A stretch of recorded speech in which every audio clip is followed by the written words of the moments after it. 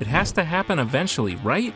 The Marvel villain who has quickly become the speculative Marvel fans most anticipated is definitely the devil himself, Mephisto. Whether they had plans for him or not, the expectation has been set, and now it is only a matter of time before we get the Red Demon in full form. Several hints point to the existence of Mephisto in the MCU. He also has a history closely tied with upcoming and past characters that could see his introduction. There are several possibilities for his first appearance, so let's go through them all right now.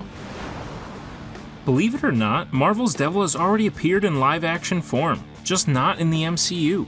In the 2007 film Ghost Rider, Peter Fonda plays a man by the name of Mephistopheles. Yeah, it's kinda like changing your name from Shang to Sean. He is the very same Mephisto who gets Johnny Blaze to make a deal, trading his soul for his father's life. While Ghost Rider has appeared in Marvel projects like Agents of S.H.I.E.L.D., he is not yet canon within the MCU. The introduction of the cursed character would be a direct link to the elusive devil in disguise. Ghost Rider could make a cameo or appearance in upcoming projects whose characters he is closely tied to, like Moon Knight or Blade. It is said that Mephisto's greatest power is the power of the deal.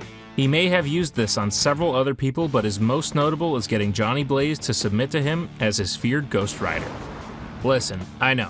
Several of us spent weeks just waiting, hoping that the Wandavision finale would introduce the horned villain. We were all disappointed, but maybe there's still hope. Or maybe I'm delusional and can't let go of things, but I choose to lean towards hope. Agatha Harkness' story is not yet done.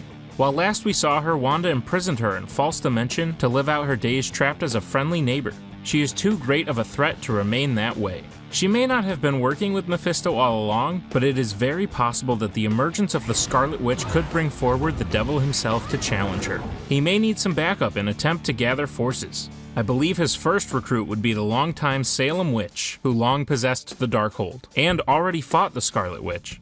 When Mephisto appears, it could breathe life into all of those theories that we abandoned long ago. In the 18th century, Mephisto encountered a sea captain by the name of Just Van Straten. He tormented him and twisted his soul to one of desire and greed. Eventually, Mephisto cursed the captain to forever sail the seven seas, and he became the legend known as the Flying Dutchman. Certain aquatic MCU projects like the Eternals or Wakanda Forever, both of which are rumored to feature the undersea kingdom of Atlantis, could at least name-drop the ghostly legend, leading to his eventual appearance. If the Flying Dutchman becomes a reality, perhaps even an antagonist to Namor the Submariner, then his origin story may just reveal Marvel's Devil to us. Mephisto, while often using others' children against them, does actually have children of his own. His son Blackheart also appeared in the 2007 film Ghost Rider, portrayed by Wes Bentley, and could certainly appear as an antagonist to the hero or even someone like Blade in the MCU. However, what is more interesting is his daughter Mephisto, who often goes by the name Jezebel. She has had several fights with Doctor Strange and ultimately turns into a love interest of his. It's very possible that Jezebel could appear in the MCU as a sorceress and competitor to Doctor Strange, only to fall in love with the good doctor.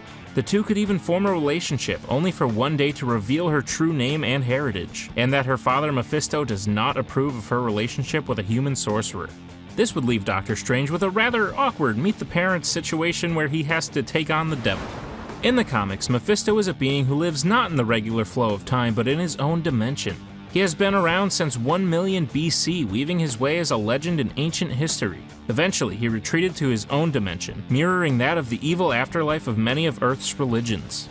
We have already explored the idea of dimensions in the MCU. In Doctor Strange, we visit the Dark Dimension, and Ant-Man brought us to the Quantum Realm.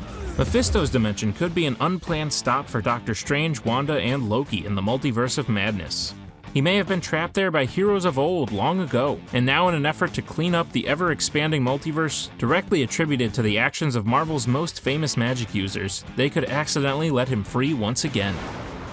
The Asgardian goddess of making swords appear from thin air and Odin's firstborn, Hela seemed to have met her demise in Thor Ragnarok. When Surtur drove his giant sword into the heart of Asgard, Hela, well, got in the way. This seemed to be the end of her, but what if simply expiring is not the fate of a being of such destruction? Perhaps Hela was transported to a new dimension, one believed to be the afterlife that all who behave dishonorably in life are doomed to live in for eternity. That's right, Hela could have been transported to Mephisto's dimension, and unlike others who find themselves trapped there, she could woo Mephisto into a romance, and bond over their love for carnage. With their powers combined, they could escape this alternate dimension to wreak havoc together on our universe as the king and queen of the underworld. The first hero to encounter Mephisto in the MCU could be Marvel's Moon Knight. During the Age of Khonshu, Moon Knight has several visions of an apocalyptic future overrun by demons. The cause of this was, of course, the most famous demon, Mephisto. Moon Knight reluctantly absorbs energy from members of the Avengers and uses it to end Mephisto's reign before it can begin.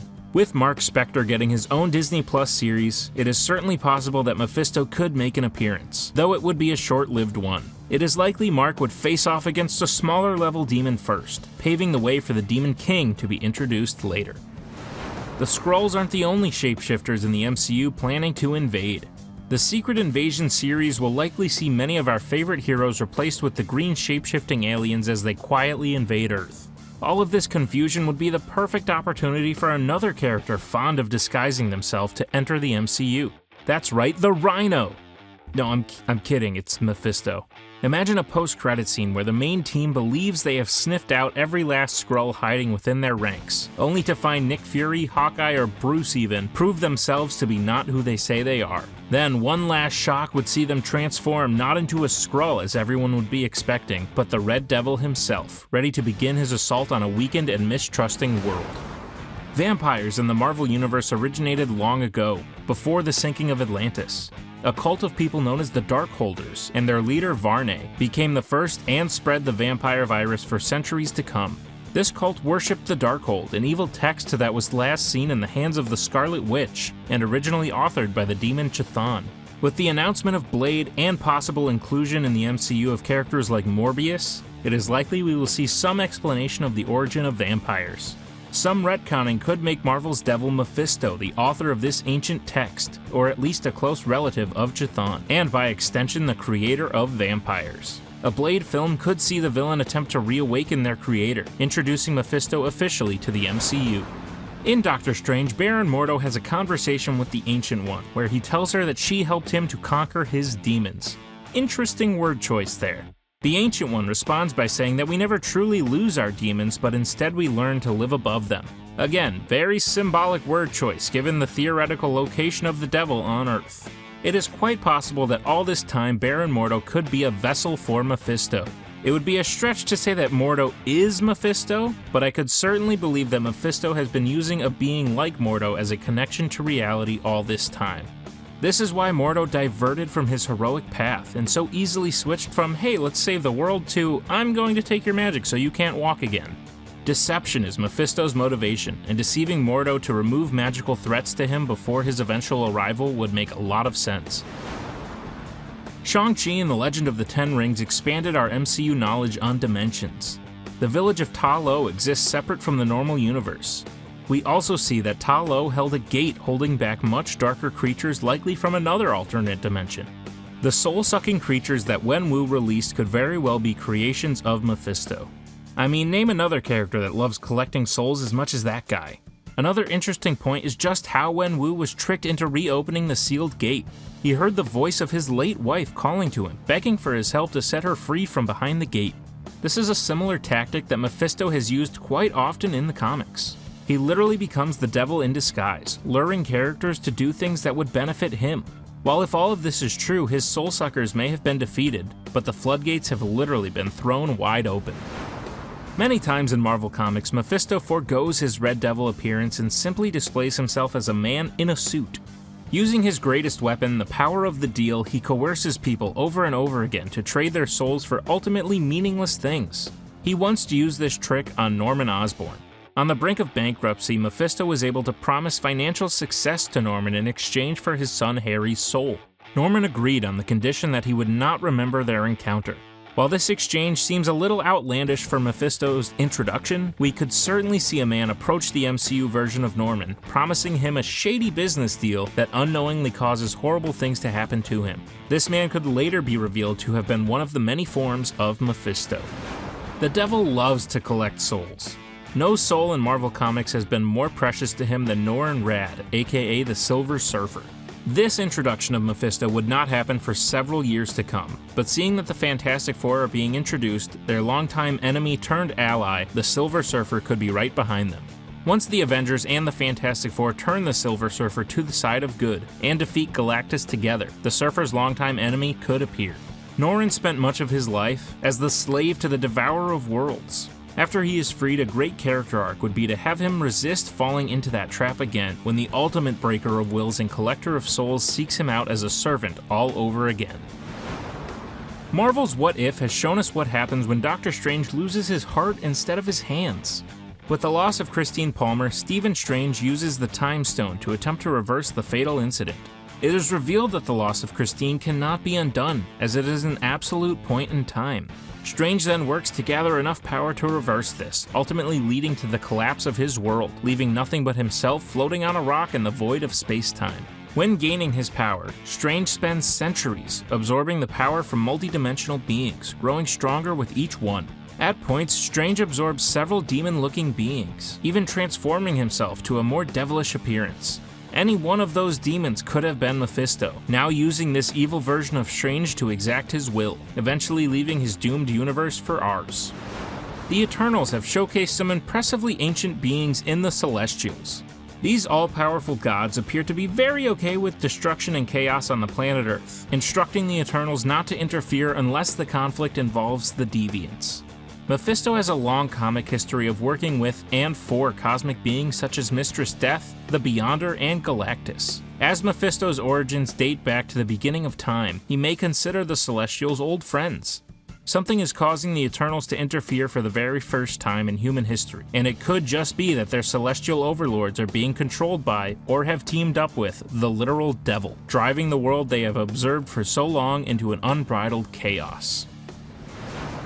At the end of Shang-Chi and the Legend of the Ten Rings, Wong, along with Captain Marvel and Bruce Banner, were examining the titular Ten Rings, with seemingly no clue as to what they are or where they came from. In the comics, the rings are pieces of McLuhan technology, created by a race of space dragons and crash-landed on Earth. While examining the rings, Wong notices a beacon, a sort of signal being sent out by the rings.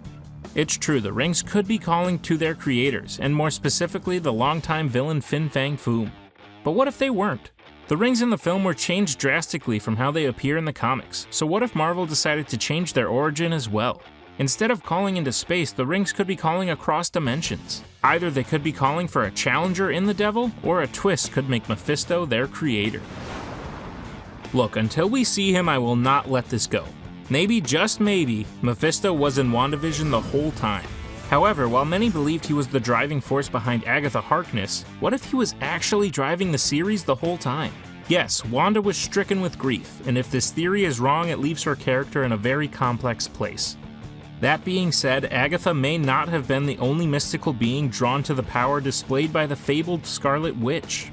What if Mephisto sensed her power and got to Wanda before she even created the Westview anomaly? Holding people prisoner and starving children is very unlike the hero we believed Wanda to be. So it is definitely at least possible that Mephisto was influencing Wanda's actions throughout the entirety of the show. If this is true, Wanda may need saving by the Sorcerer Supreme when the two face off in the Multiverse of Madness. Now that He Who Remains has arrived and just as quickly departed, leaving a wake of destruction in his absence, thanks Sylvie, it is likely his variants will be bringing several menacing threats along with them. In Quantumania, it is likely that the idea of the quantum realm and other dimensions in general will be expanded upon. Kang's knowledge of multiversal travel and exactly what other beings are out there could see him seek out someone to do his fighting for him. He Who Remains already did this when he set Alioth as his guard dog at the end of time. Kang could easily seek out someone like Dormammu, or even the devil himself in Mephisto, to fight by his side when he wages war on the entire multiverse. Does something seem a little off about our favorite Sorcerer Supreme to you? Sure, I mean it's snowing in the Sanctum, but beyond that, Stephen seems to be acting a little out of the ordinary. The responsibility Stephen Strange showed when defending the Time Stone and setting up the Endgame seems to have all vanished now that he is willing to break the multiverse to do a favor for a 16-year-old. There are a few signs that point to the idea that this may not be our Doctor Strange. For one, the scars on his hands seem to be missing, and his hands, which have been shaking since his accident, seem much more relaxed. If it is not Stephen, there are several possibilities as to who it could be, but obviously it has to be Mephisto. There is even a hint when a protester paints Peter as a devil in disguise, foreshadowing the presence of Marvel's #1 demon. One last Hail Mary. While Wandavision may have come up Mephisto-less, it is still possible that the events of the series could lead to his arrival. He could come to free Agnes, or have been controlling Wanda, but the likeliest possibility is that he created Wanda's children. Wanda only altered reality inside her hex, but her children were seemingly created from nothing. In the comics, Billy and Tommy are actually pieces of Mephisto's soul that he created to torment and use Wanda for his own purposes. In the post-credit scene of WandaVision, we see that while reading the Darkhold, Wanda hears her sons call out to her. The fact that they are still alive, with the hex gone, may show that they were never a part of Wanda's illusion, and in fact are now and were all along being used by Mephisto to lure her into a trap, so that he may possess the powers of the Scarlet Witch. Look, if we say his name enough times, I'm sure he'll appear. In a world where the multiverse explodes and Celestials create universes in their downtime, a threat like the Devil is not far. What do you think is the most likely way the MCU will introduce Mephisto?